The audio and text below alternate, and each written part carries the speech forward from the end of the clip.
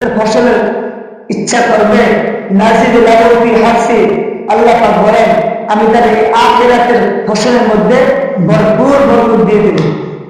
সুবহানাল্লাহ। ওমান কানা ইউরিদু হারসাদ দুনিয়া, যে ব্যক্তি দুনিয়া দুনিয়া দুনিয়া করবে, দুনিয়া টাকা পয়সা, দুনিয়ার গাড়ি বাড়ি, দুনিয়ার ভোগ বিলাস, দুনিয়ার এই ধন দৌলত, এগুলো নিয়ে যারা পড়ে থাকবে, আল্লাহ পাক বলেন নাজিদ লাহু আল্লাহ বলেন আমার যতটুকু মনে চাবে, আমি আল্লাহ যতটুকু মনে চাবে আমি তাকে ততটুকু দিব, একটু বেশি দেবো না। আখেরাতে ফিকির যে করবে তাকে তো দুনিয়া দেব প্লাস তাকে আখেরাত ও বাড়িয়ে বাড়িয়ে দেব। লেকিন সে যদি দুনিয়া চায়, আমি তো তাকে পুরোপুরি দুনিয়া দিব না, আখেরাত তো তার ধ্বংস, বরঞ্চ তাকে দুনিয়া থেকে একটু দেব। ফলাফল কি হবে? পরকালের জন্য, আখিরাতের জন্য তার এক অংশ কিঞ্চিত সে পাবে না। তো কি হলো ভাই, আমাদের কি হলো ভাই? আমরা মাহে রমজান পাইলাম, রোজা রাখলাম, সাড়ে একটা তারাবি করলাম, কিন্তু আমরা এই জবান দিয়ে মিথ্যা বললাম, গীবত করলাম, ফাহিশা কথাবার্তা বললাম। এই যে অনলাইনের জগৎ, এই অনলাইনের জগতে হাজারো যুবক, লাখো যুবক, সে যেমন রমজানের বাইরে যেমন অশ্লীল দৃশ্য, বেহায়াপনা, উলঙ্গপনা, বেড়াপনা যেমন মোবাইলে দেখত, এই রমজান মাসে সে শুয়ে শুয়ে তারাবি বাদ দিয়ে, সাহরি বাদ দিয়ে সে শুয়ে শুয়ে দেখতেছে, সে একাকি নিজের ঘরে আবদ্ধ হয়ে দেখতেছে। এইগুলা এই যে রমজান মাস পায়ও আমরা দেখতেছি, এর দ্বারা বুঝতে হবে আমাদের কপালটা হয়ে গেছে, আল্লাহ পাকের লানত আমাদেরকে গ্রাস করে ফেলেছে, যার কারণে আমরা রমজানের মতো এমন একটা রহমত বরকতের মাসেও আমরা গুনাহ কাজ করতে পারি। ও মেরে দোস্ত, এই জন্য ঈদুল ফিতর আমাদের জন্য, তাদের জন্য যারা আমরা রমজানে মেহনত করেছি, রোজা রেখেছি, সিয়াম সাধনা করেছি। ঈদুল ফিতর পেয়ে আমরা যেন আল্লাহ পাকের হুকুম না ভুলে যাই। আমরা রমজানে ফজর থেকে আসা, তারাবি সহকারে তাহাজ্জুদ, আওয়াবিন, ইশরাক, এহেন কোন নফল আমল নাই, ফরজ আমল, ওয়াজিব আমল নাই, সুন্নত মুআক্কাদা আমল, এহেন কোন আমল নাই যে আমলটা আমরা করি নাই। আমরা সব আমল করেছি। এখন রমজান চলে যাচ্ছে, শাওয়াল সামনে দরজায় কোরআন আছে। এখন যদি আমরা শাওয়াল পায়া, ঈদুল ফিতর পায়া আমরা যদি মাওলাকে ভুলে যাই, আমরা যদি ফজর ভুলে যাই, যোহর ভুলে যাই, আসর ভুলে যাই, যেমন ছিলাম সারা বছর, যেমন বেনামাজি ছিলাম, বেসমাজি ছিলাম, হ্যাঁ কোরআনের পাথর থেকে বিচ্ছিন্ন ছিলাম, এমন যদি শাওয়ালের চাঁদ উদয় হওয়ার সাথে সাথে আমরা হয়ে যাই, তাহলে এই ঈদ আপনার জন্য আনন্দদায়ক নয়, বরং এই ঈদ আপনার জন্য দুনিয়াতে আনন্দদায়ক, লেকিন আখিরাতে জাহান্নামের কারণ হয়ে যাবে। এই জন্য আমরা ঈদ আসতেছে, ঈদ আনন্দ করবো, উল্লাস করবো। আমাদের বাড়ির পাশে অসহায় গরিব মিসকিনকে পথে হাতে চলতে চলতে, চলতে ফিরতে জানাতে পারবো। আমরা যত সামর্থ্য, 20 টাকা, 10 টাকা, 5 টাকা, 50 টাকা, 100 টাকা, 200 টাকা, সপ্তাহে থেকে তো দেবো, এটা তো ওয়াজিব, এটা তো দেওয়া ওয়াজিব, এটা তো অবশ্যই দেবো। যাকাত তো দেওয়া ফরজ, এটা তো অবশ্যই দেবো। তার পাশাপাশি পথে ঘাটে অসহায় শিশু বাচ্চা, বয়োবৃদ্ধ মহিলা, বয়োবৃদ্ধ বাবা, যাকে যে হালতে যেভাবে পাই, আমরা ইনশাআল্লাহ দান সত্তা করবো ইনশাআল্লাহ বেশি বেশি। ঈদের ভিতরে আমরা ঈদের আনন্দ করবো, অসহায় গরিব মিসকিন এতিম বাচ্চাদেরকে সাথে নিয়ে করবো। আর এতিমের সম্পর্কে 2-4টা কথা বলা, কালের অবস্থায় তার বাবাকে হারাইছে অথবা মাকে হারাইছে, সেই হলো এতিম।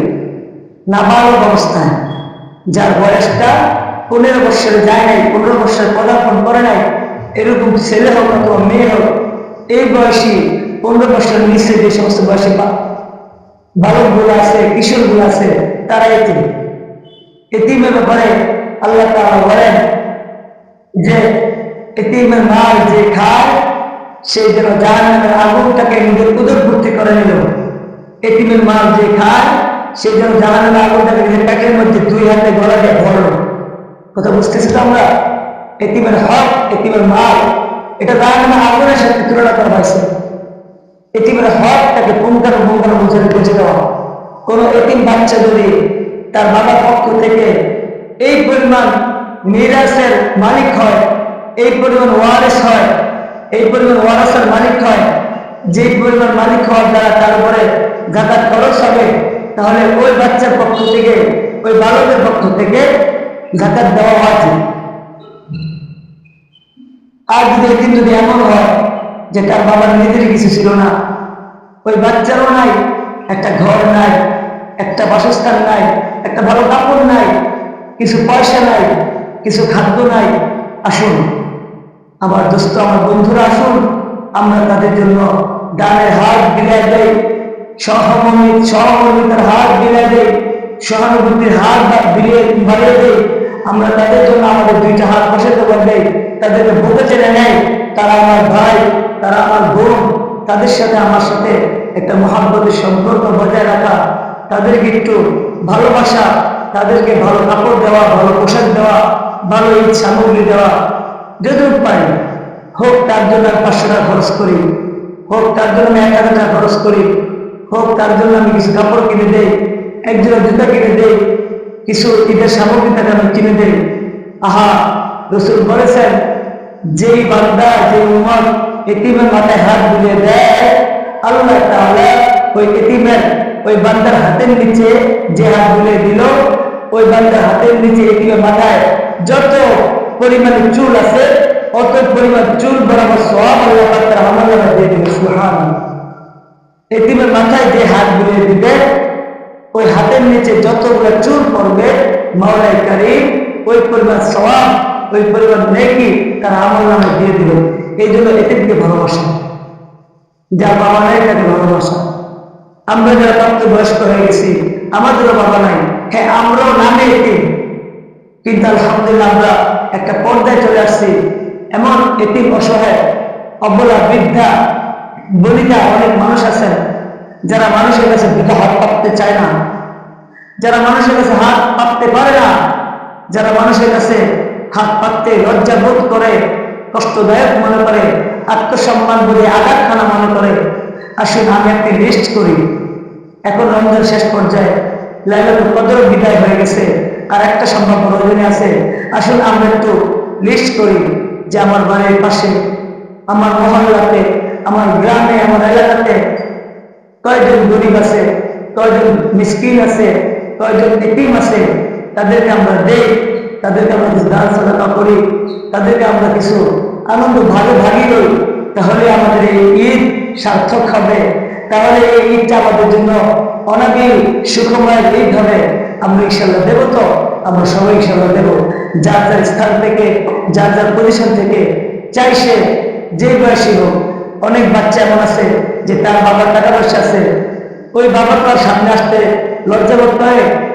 এরকম বাচ্চা আমরা যারা আছি, যে আলহামদুলিল্লাহ আমার বাবার কিছু আর্থিক ভালো আছে, আমার কিছু টাকা আছে, বাবার কিছু টাকা আছে, আমি আমার এলাকাতে, মহল্লাতে কিছু গরিব বাচ্চা আছে, মাদ্রাসায় পড়ে, তাদের সামর্থ্য নাই, তারা কিনতে পারে না, এরকম ভাবে তারা ঈদের বাজার করতে পারে না, ঈদের করতে পারে না। তাহলে আমরা তাদের জন্য কিছু ঈদের সামগ্রী দিয়ে দেয়, কিছু ঈদের পোশাক দিয়ে দেয়, একজোড়া জুতা কিনে দেয়। আসলে আমরা সকলে মিলে একতাবদ্ধ হয়ে, সমবদ্ধ হয়ে, তাদের কাঁধ মিলিয়ে, বুকে বুক মিলিয়ে আমরা সবাই মিলে আমরা এভাবে এতিমদের জন্য সহযোগিতা করি। আল্লাহ পাক আমাদেরকে তৌফিক দান করুন। আমিন।